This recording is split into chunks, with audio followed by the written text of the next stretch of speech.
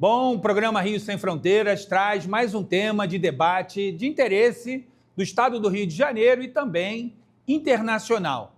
Nós vamos discutir aqui no nosso programa, que é uma parceria da Ordem dos Advogados do Brasil, Seção Rio de Janeiro, da Comissão de Direito Internacional, com a Alerj, a TV Alerj, trazendo sempre um tema internacional. E hoje nós vamos debater o enfrentamento ao neonazismo, fascismo e formas e manifestações de ódios na sociedade brasileira, trazendo uma discussão a respeito dos parâmetros da ONU, dos parâmetros brasileiros, a legislação, o que nós temos feito em relação a isso.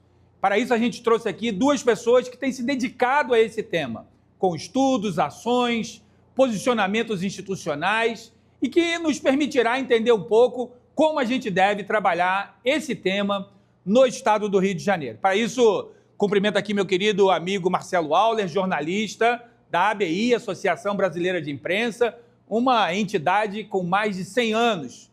E não menos do que isso, também meu amigo Mauro Abdon, um estudioso, advogado, integrante do IAB, também uma instituição secular, e que vão discutir aqui o tema, trazendo alguns elementos chaves para nós. Bom, eu começaria com Mauro Abdon, que é um advogado que tem se dedicado e estudado esse tema. A importância de nós trazermos do mês de abril esse debate, que inclusive a ONU tem tratado e tem apontado a necessidade do enfrentamento a essa questão. É importante essa data mais como um simbolismo, né? Um simbolismo que é o mês de nascimento e morte daquele que é o principal ideólogo, digamos assim, o principal liderança política do nazismo no século XX, que é Adolf Hitler. Então, digamos que essas datas fazem com que os seus adeptos atuais, por mais diferentes que sejam em muitos aspectos, fiquem mais agitados e fiquem mais propensos a defender esse trágico legado para a humanidade. Então, acho que essa importância, e também, por um outro lado, para nós que somos, acima de tudo, democráticos, acreditamos que cada ser humano ele é igual ao outro, todo ser humano é igual, não há prevalência de nenhuma ordem, de nenhuma questão racial, que esse é um ponto que eu acho que a gente vai debater aqui, né?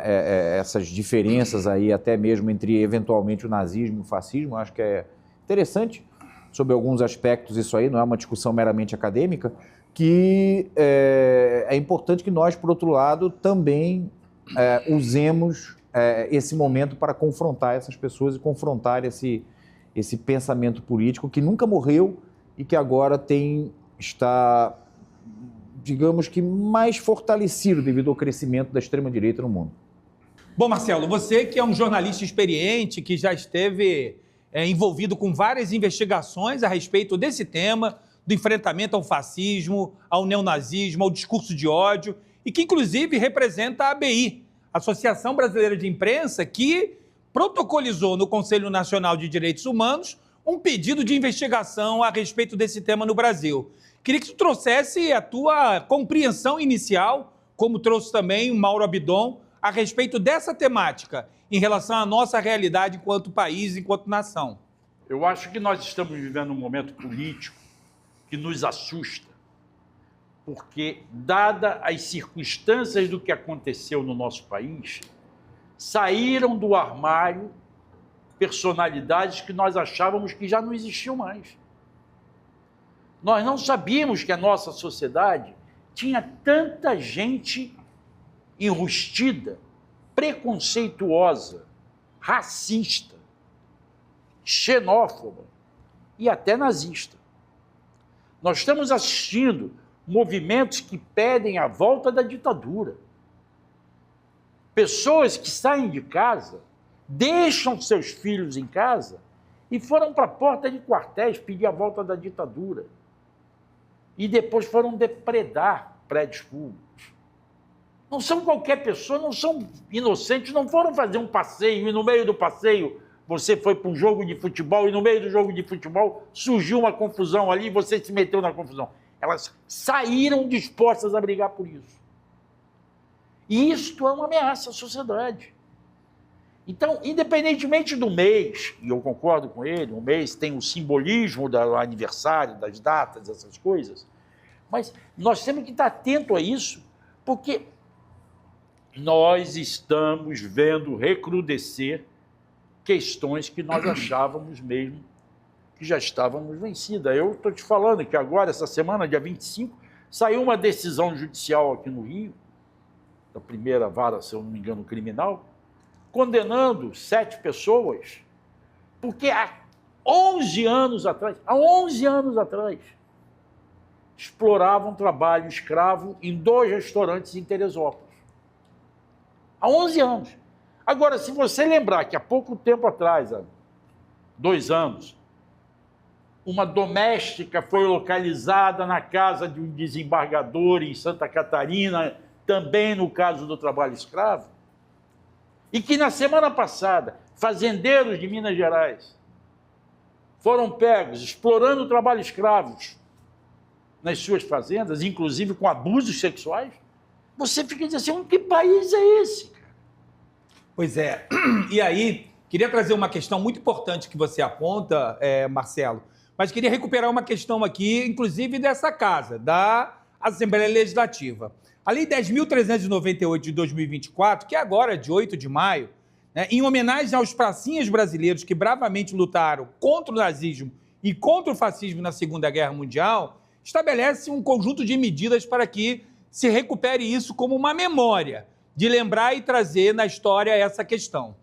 Você disse, Mauro Abdon, que o fascismo e o nazismo se diferenciam, mas eles se confundem na perspectiva do Estado totalitário. Queria que você trouxesse esse elemento para aqueles que estão nos assistindo, até para entender a importância, por exemplo, dessa iniciativa legislativa que foi adotada aqui pela LERJ. Esse é um assunto que sempre me fascinou muito, que é um assunto que é interessante, né? Eu acredito que seja interessante o fascismo, digamos que é um irmão mais amplo do nazismo. Eles são irmãos, o nazismo não se diferencia em muitos aspectos ao fascismo. Ele tem algo a mais que o fascismo não tem, digamos assim. Ou pelo menos que não é da premissa fundamental do fascismo, que é exatamente a questão racial. Que é exatamente a questão que hoje em dia assume outros contornos para além do racial, já que nós temos nazistas, digamos que fora daquele eixo ariano branco, que se considerava como tal na Europa, que sempre causa uma certa estranheza. Nazistas na Bolívia, nazistas no Equador, nazistas no Brasil, caboclos querendo ser ingleses ou arianos, mas a verdade é que não tem a ver necessariamente com isso, mas sempre tem no nazismo algo que não necessariamente está presente no fascismo, essa questão racial para destruir algum grupo, um outro grupo, que aqui no Brasil assume vários contornos, que vão desde a população LGBT, a própria mulher que quer se tornar, digamos que luta pelos seus direitos, e aí a mulher entendido no seu conjunto, a populações, digamos, que são marginalizadas, você tem uma diferenciação aí, que eu acho que pode ser feita, que era uma característica que, por exemplo, não havia na Itália de Mussolini. A Itália de Mussolini era um Estado totalitário, um Estado arbitrário que prendia comunistas, mas era uma perseguição ideológico-política, não racial. Portanto, não era um Estado que se caracterizava por perseguição racial. Em todos os outros contornos, ela era semelhante à Alemanha de Hitler. Ou a Alemanha de Hitler copiou, tinha um fascismo como modelo, o fascismo italiano como modelo, mas o nazismo tinha esse elemento a mais, esse elemento racial, esse elemento anti-eslavo, anti-judaico, além, obviamente, do elemento anticomunista, que era essencialmente também fascista.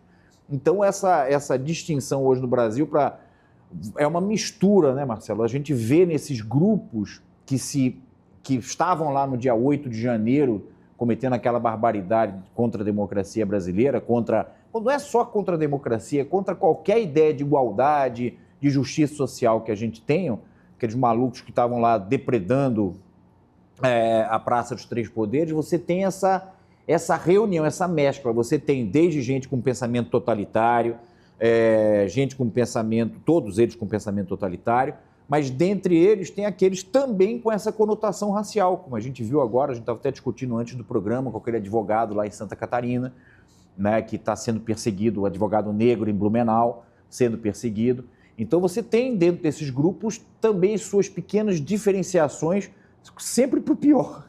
Vai do ruim para o pior ainda, né, dentro desses grupos totalitários. Não, e é bom dizer, aqueles que nos assistem, que o Conselho Nacional de Direitos Humanos, que eu tenho a satisfação de integrar, fazer parte, ser conselheiro, e ali lidero uma relatoria especial de combate e enfrentamento ao neonazismo no Brasil, contando com a contribuição do Marcelo, do Mauro, no debate na construção de ações e políticas.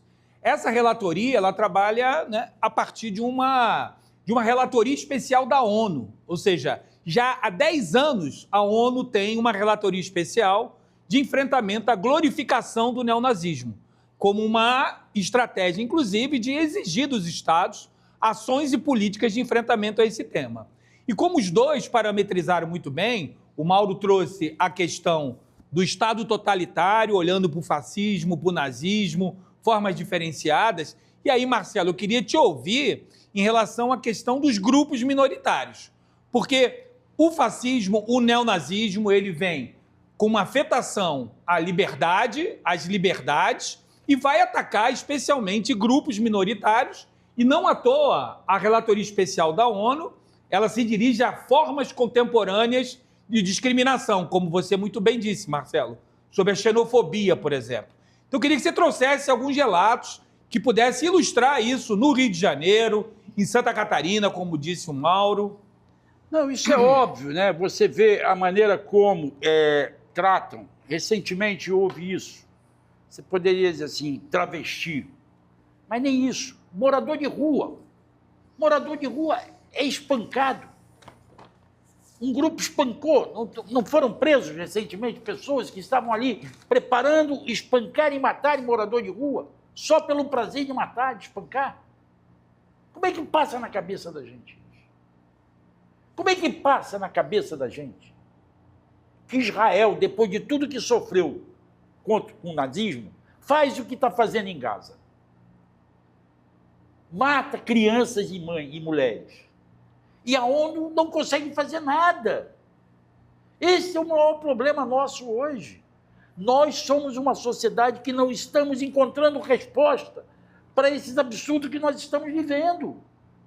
E no pequeno exemplo do nosso bairro, da nossa rua, da nossa casa, até o grande exemplo mundial, que é o genocídio que acontece em Gaza. E o que a gente faz? Não sei. Eu pergunto para você, e eu pergunto para você, qual a solução para questões como essas? Que nós não estamos tendo saída. Como vamos lidar com essa sociedade? Bom, a gente está debatendo aqui os caminhos e desafios desse tema, olhando para o Rio de Janeiro, mas olhando para o mundo, né? E entendendo, por exemplo, esse movimento global. A gente vê estados, Mauro, estados que vão se colocando de forma totalitária, inclusive em relação a determinados regimes e determinados grupos, e que isso vai criando um ambiente, vamos dizer assim, de concordância ou de assentimento por parte da sociedade. É muito realmente reflexivo a gente pensar que no mês de abril, por exemplo, mês de nascimento, né, de vida e morte, né, e a morte ainda é discutível, né, se realmente foi no dia 30, né, mas é o mês de nascimento e morte daquele que liderou o nazismo na Alemanha e fez dele um projeto, inclusive, supremacista que hoje a gente debate. Eu vou trazer mais temas aqui relacionados a essa questão, mas a gente vai encerrar agora o nosso primeiro bloco, discutindo aqui a relatoria especial da ONU sobre o neonazismo, o combate à glorificação do neonazismo e formas contemporâneas de discriminação. Aguenta aí que já voltamos para o segundo bloco.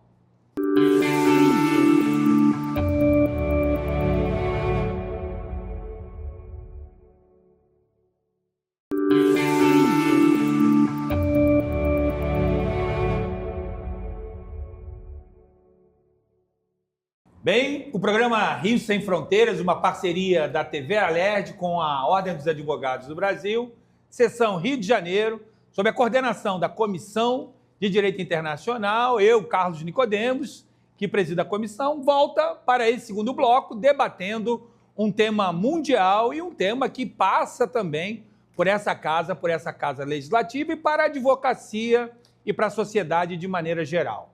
A ONU estabeleceu já há 10 anos uma relatoria especial de enfrentamento à glorificação do neonazismo e formas contemporâneas de discriminação, a xenofobia, por exemplo.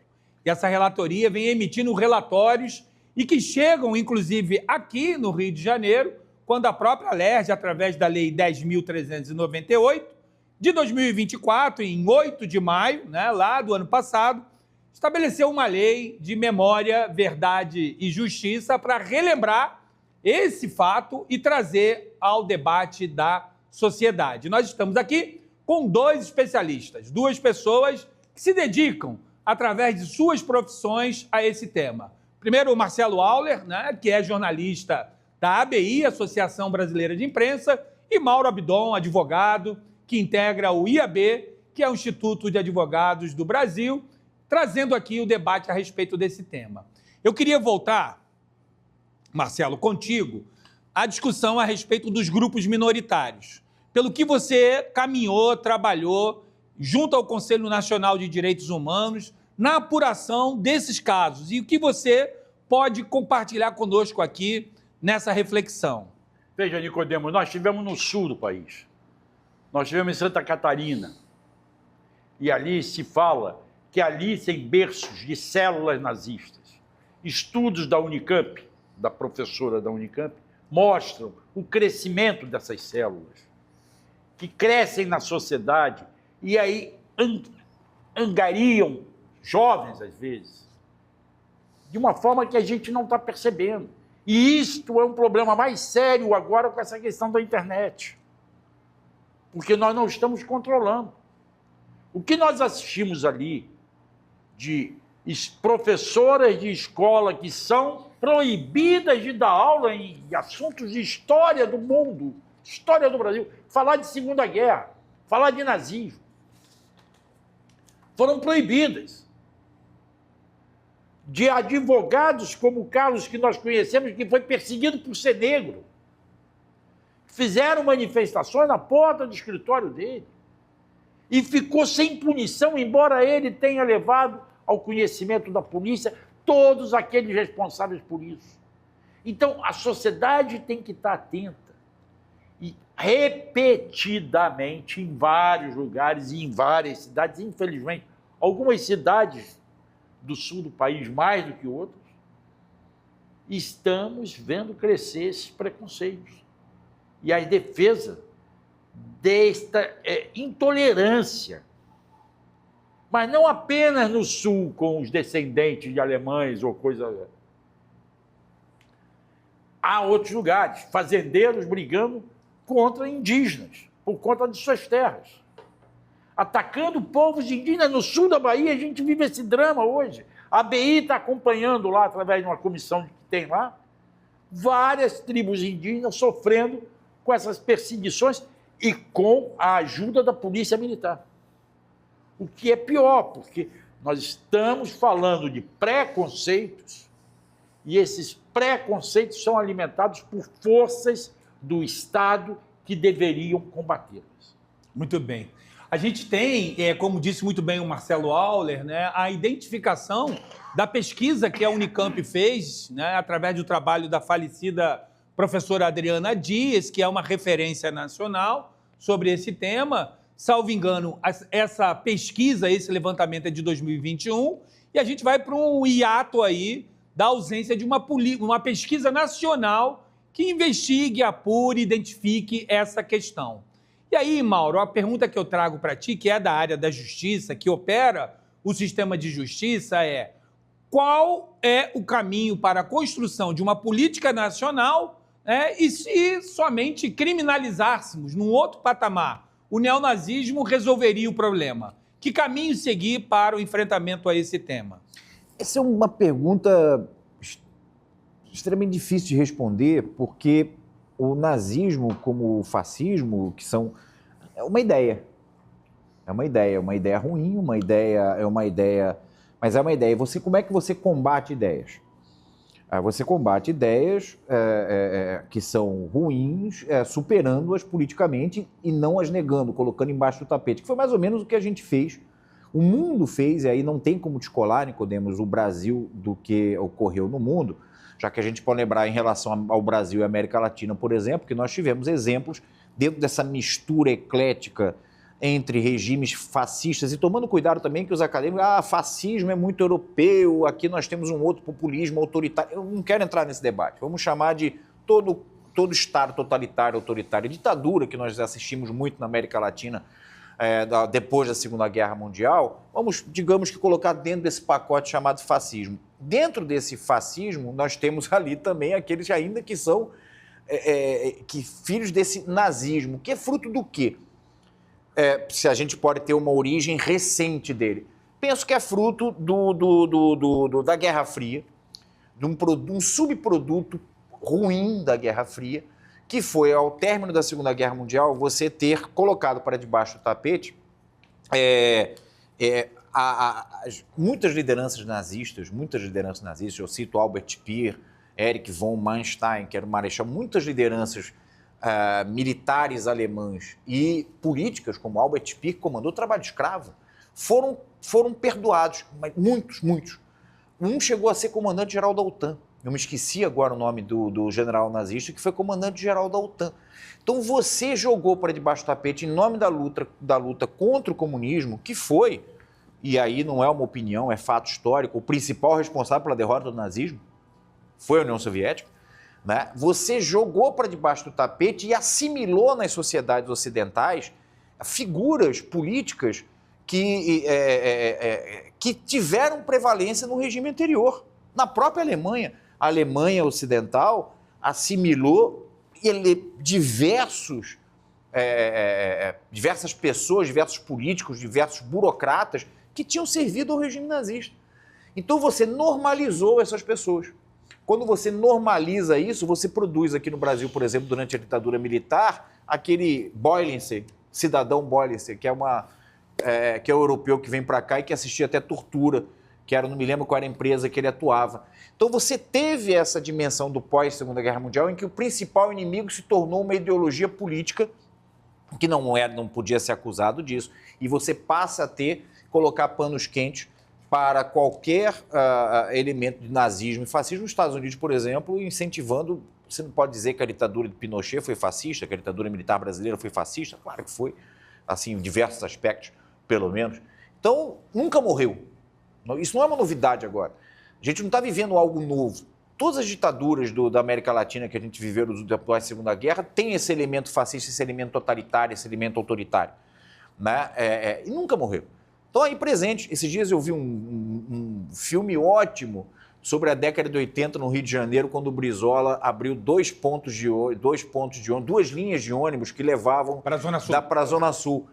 A declaração dos companheiros cariocas na praia dos anos 80, em Copacabana, Ipanema, o que é aquilo senão uma representação também do nazismo? Aquele elemento racial, não é social, mas aquele elemento racial. Visão supremacista, uma visão supremacista. Sim. Então nós sempre tivemos isso. O que acontece agora é que eles estão, digamos que sem vergonha de demonstrar isso, estão fortes politicamente pela conjuntura, digamos que internacional, mas isso nunca foi enterrado, nem na Europa, nem no Canadá, que há pouco tempo também comentávamos aqui antes para fechar, a vergonha que passou, então, o primeiro-ministro canadense, que eu esqueci o nome, que saiu do poder há pouco tempo, até teve eleição no Canadá agora, que o anticomunismo foi substituído pela russofobia na Europa e nos Estados Unidos, na minha humilde visão. E eles homenagearam um lutador ucraniano da Segunda Guerra Mundial, um velhinho de 98 anos. Aí vai o velhinho quando descobre que esse lutador ucraniano da Segunda Guerra Mundial tinha sido um ardoroso nazista, responsável por centenas ou até milhares de mortes. Pois lamentavelmente. É isso, só para... Bom, e uma questão importante é que a gente, hoje, Marcelo, quero te passar essa pergunta como um desafio a título de reflexão daqueles que nos assistem. Hoje, na legislação brasileira, a gente tem, em relação ao neonazismo, né, como crime, um parágrafo único na lei de crimes raciais. Está lá, apenas um parágrafo único no artigo 20. E aí muito se discute se efetivamente como se combater uma ideia com uma lei penal. A gente sabe que isso é muito limitado. E, é claro, há necessidade de deslocar esse debate para o campo da educação. No campo da educação, no campo da formação e no campo da cultura e no campo da comunicação. Você, Marcelo, como jornalista experiente, premiado, um representante da maior instituição de imprensa do Brasil, como é que você vê o papel da comunicação no enfrentamento a esse tema, ao neonazismo na sociedade e o fascismo em formas correlatas? Infelizmente, totalmente falho. Eu estou vendo que a comunicação, a educação, a cultura está totalmente falha. Eu comecei o jornalismo em 1974, em plena ditadura. E ali, em 74, nós lutávamos contra a ditadura. Os jovens jornalistas encontraram veteranos jornalistas que já vinham da década de 60 lutando contra a ditadura, defendendo a democracia, a liberdade de imprensa, o Estado Democrático de Direito. Assistimos cenas que agora todos assistiram em relação ao Rubens Paiva, graças ao filme que alertou uma juventude atual que não sabia o que foi aquilo. Nós não conseguimos transmitir. E hoje os jornais já não têm essa luta. Eu vou dar um caso aqui, olha, que me vem à mente assim, gritante. Para mim é gritante. E ninguém fala disso. Em 2018, lá em Juiz de Fora, aquele louco do Adélio, que é um psicopata, tentou esfaqueou Jair Bolsonaro e deu ao Jair Bolsonaro a eleição. O Adélio foi preso. O Adélio, e vocês são advogados, sabe, foi dado como incapaz, que não pôde responder pelo crime porque não era uma pessoa esquizofrênica, se eu não me engano, tem um problema mental. O que é feito do Adélio hoje? Isso foi em 2018 que ele foi preso. Nós estamos em 2025. Continua numa cela, jogado, num presídio de segurança máxima, federal, em Campo Grande, distante da irmã dele, sem nenhum tratamento. Isso é humano? O que eu falei com o Silvio Almeida e eu falei com a Macaé.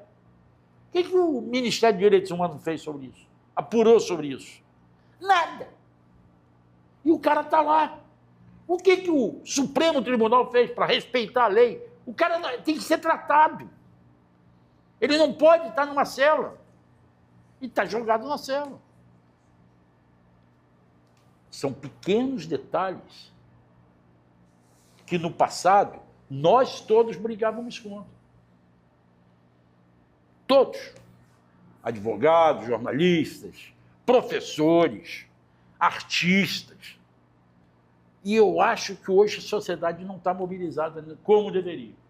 Bem, com isso a gente chega ao final aqui do nosso programa, mais um programa Rio Sem Fronteiras.